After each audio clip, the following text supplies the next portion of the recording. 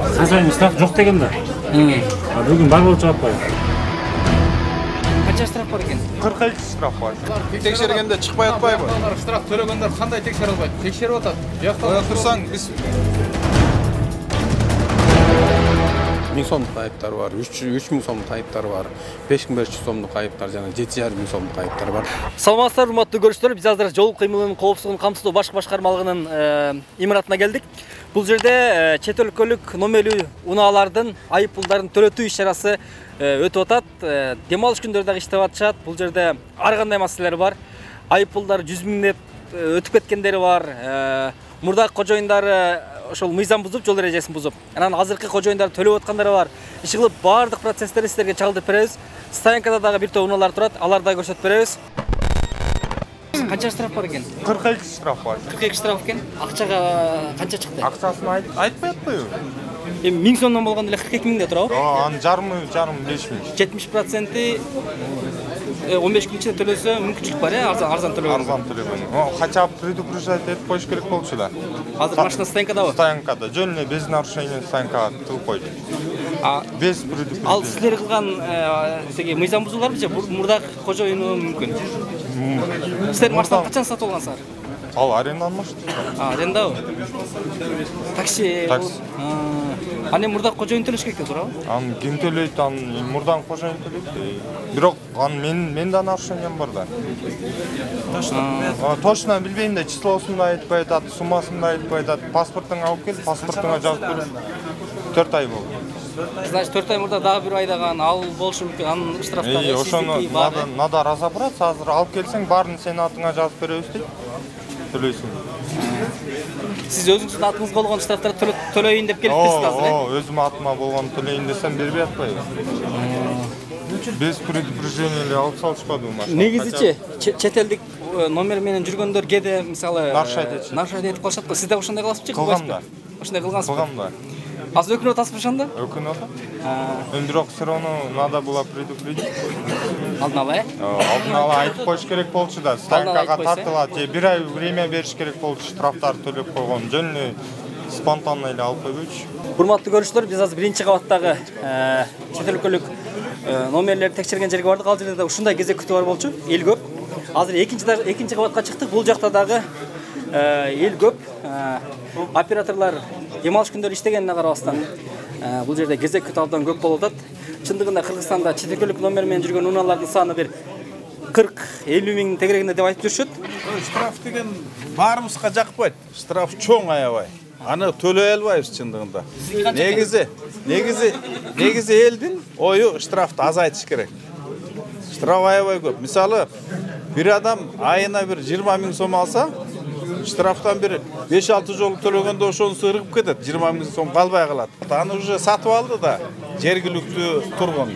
Сатып алгандан кийин ал проблемасы менен кошо сатып алды деген кеп да.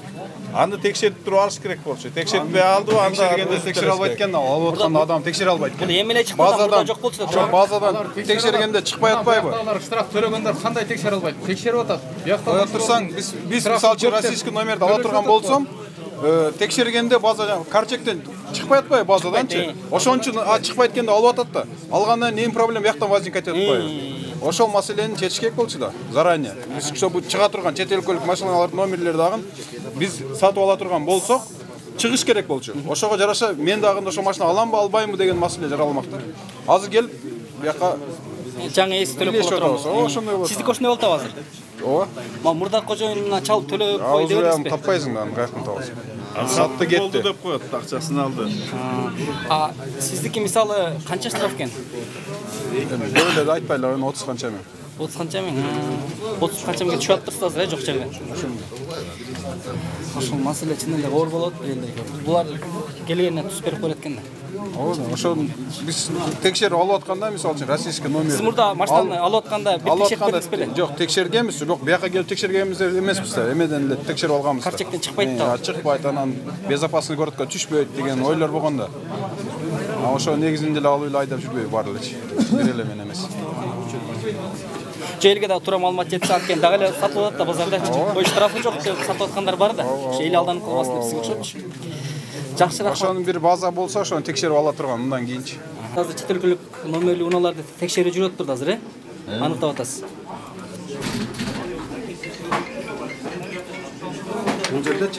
Бул жерде базада, биздин базада бул катталган айыптар 3 жыл сакталат да. 3 жылдын ичинде ошол катталган айып өзүнүн ээсин табыш керек да.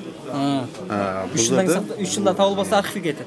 Жок, бул 3 жыл ошол сакталат. Сакталбаса багы биз айып катталган айыптарды мына биздин милициянын кайгылуу кызматы бүгүнкү күндө мына азыр көчөгө чыгып рейд өткөрүп, ошо көчөдө жүргөн автоунааларды биз ошо кармап алып келип, мынтип айыптарды тапшырып атабыз. Ал эми ар ким өзүнүн ыктыяры менен келип алып кеткендер үчүн мынакей 70 күндүк өзүнүн багы 70%-тик 15 күндүк жеңилдетип жеңилдетүүгө 70%. Ошо менен төлөп алат. Эгерде көчөдөгү жанакы азыр 1 ай убакыт берип атпайбы, өздөрүнүн ыктыяры менен келип текшерип алсын тигиби деп. Байке, сиз өзүңүздүн машинаңызбы? Айдап жүргөнүңүз же сатып алайын дедиңиз беле? Кече алдыңызбы? Анын айыптары бар бекен? Айыптар бар экен. Эми ким төлөйт аны? Эски хозяин төлөйт. Мурда макул деди ошого? Сиздердики го жакшы экен, өзүңүздөр түшүнүп алыпсыздар. Кээбиркилердики мурдакысы төлөбөй, жаңы алгандагы төлөбөйсү келбей ушундай болуп атат да. Мен кече алгам, анан тааныштарыма чалсам ошо бияка базанын штрафын чыгап берет деди да. Ошо өзүм келдим да. Кече гай тосуп токтогондо дискө чалды өзүнүн эмесине. Албай койду короче. Анан билейин дегенде канча штрафы бар экен. Канча бар экен анан? 9 деди. 9 штраф. Беришеңиз көрсө. Мурда кожоюн төлөп бергенге макул болду, Макул болду. Ракамы. Сиз тура калып турсуз байке, ушу текшерип алыпчы. Степти алган экенсиз байке. Канча калдыңыз менен? Арменмен келди. Арменский номерде кээде арзаныраак экен деп алып алышат. Штрафын карабай.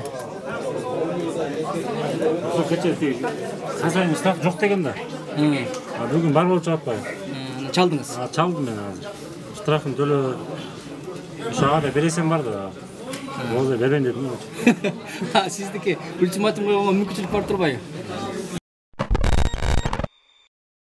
Атай аяп аянтчасында турган бул Армениянын номери менен турган Honda Fit унасы бүгүнкү күндө 54 айып мыйзам бузуусу бар экен. Анын эми айып пулун эсептеп чыкканда 54 көп, 80 миңге чукул деп атышат. Жакынкы эле аралыкта ошол биз жаңы ишти топтоп, топ 100 деп ат коюп коюшкан. Ошол багы 100 нарушениеден жогоркуларды алуу боюнча каап чыктык. Азыр бүгүнкү күндө ошол 200-дун тегерегинде айып каттаткан. 200 миң сом, 200 айып да. 200 айып.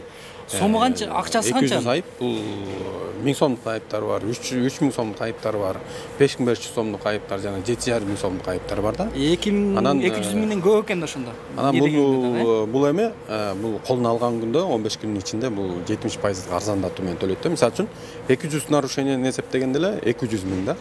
200 миңди 70% менен эсеп менен алганда деде бир 60 миң тегерегинде акча төлөп калат да. Ошон үчүн багы айдоочулар багы токтомдордун багы скидка менен төлөө мөөнөтү өтө элек да. Төлөп койсо өзү үчүн жеңилдик болот да. Мынакей урматтуу көрүүчүлөр, чет өлкөлүк номерлүү унааларды жол кыймылынын коопсуздугун камсыздоо башкы башкармалыгынын имаратынын тегерек четинен абдан кезиктирүүгө болот. Мына бул жерде 2 унаа турат, бул жерде 3-чү степ турат, мына бул жакта турат, мында Fit турат, Toyota Camry, Nexia. Айтор мол жол кыймылынын коопсуздугун камсыздоо башкы башкармалыгынын имаратынын тегерек четиндеги мындай көчөлөргө чет өлкөлүк номерлүү унаалар абдан келген. Эсиңиздерге салсак, мындан бир нече күн мурун жол кыймылынын коопсуздугун камсыздоо башкы башкармалыгы көчөдөн чет өлкөлүк номерлүү унааларды кармап, айып аянтчасына киргизип аткан. Анан кезек күтүү абдан күчөп кеткендиктен 1 ай мындай жеңилдик берди. Текшертип, эгер айып болсо төлөтүп алууга мүмкүнчүлүк бар. 1 айдан кийин кайра кармап айып аянтчасына киргизе баштайбыз деп атышат. Жол эрежесин одоно бузган багы сырткы мамлекеттен келип, биздин өлкөнүн ичинде колдонуп жүргөн транспорттардын айдоочуларынын арасында мындай түшүнүк бар да, ошол жол эрежесин бузсаң камералар каттабайт деген. Бул айдап жүрөчүлөр. Бул өтө чоң жаңылыштык. Анткени бизден бүгүнкү күндө мониторинг борборунда айыптарды каттап, атайын өзүнчө архивдештирүү ыкмасы бар. Ал жака архивдештирип турат. Анткени бузуулар кодексинин 508 беренесинде жазылган. Эгерде багы юридикалык даректер такталбаса, ошол жака убактылуу токтотулуп турат да.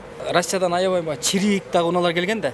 анын штрафы, айып пулу ошол машинанын өзүндүк баасынан өсүп кетсе, албай койсо, эмне станкада тура берип алып эмне кылат андай учурда? Ал жарандын өзүнүн мыйзамдуу укугу бар. Алабы, албайбы, биз мыйзам чегинде баягы айдоочуга же болбосо жаранга өзүнүн айыптарын тапшырабыз. Айыптарды тапшыргандан кийин ал айыпты кандай болбосун төлөш керек да. Колдон колго сатылгандар бар. Мурдагы айдап жүргөн айдоочусу кылып койгон штрафтарды жаңылган төлөш керек болуп атат. Ушул жерде аябай спор болуп атат. Бул жери кандай кылып силер мындай иретке салып атасыздар? Бул жерде мисалы үчүн атайын мына убакыт бердик. Атайын багы массалык маалымат каражаттарында дагы эскертүүлөрдү бердик. Мисалы үчүн машинени сатууда же болбосо сатып алууда келип эле текшерип алсын. Биз эч кандай ага тоскоолдук бербейбиз. Көрөт, текшерет. Текшергенде чыккан айыптарынын немесин, токтомун колуна карабыз.